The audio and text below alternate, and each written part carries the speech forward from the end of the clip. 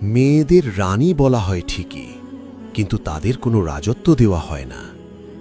মেয়েদের পরী বলা হয়, কিন্তু ডানা মেলে উড়তে দেওয়া হয় না। স্বাধীনতার আকাশ যেন তাদের জন্য বন্ধ। মেয়েদের বলা হয় ঘরের শোভা, কিন্তু ঘরের সিদ্ধান্তে তাদের কণ্ঠস্বর চাপা পড়ে যায়। মেয়েদের বলা হয় সহনশীল, আর সেই সহনশীলতার সুযোগ নিয়ে তাদের ওপরই চাপিয়ে দেওয়া হয় সব বোঝা। মেয়েদের বরকতময়ী বলা হয়, কিন্তু সেই বরকতের যথাযথ সম্মান দেওয়ার কথা আমরা প্রায়ই ভুলে যাই।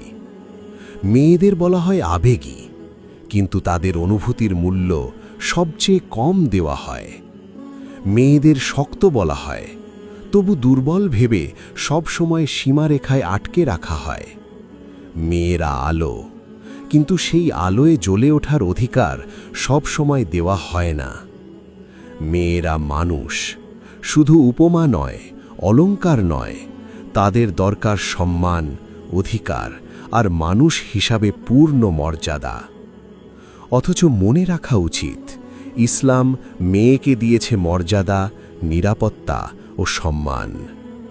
সমস্যা দিনের মধ্যে নয়, সমস্যা আমাদের বিকৃত মানসিকতা ও ভণ্ড সমাজ ব্যবস্থায়।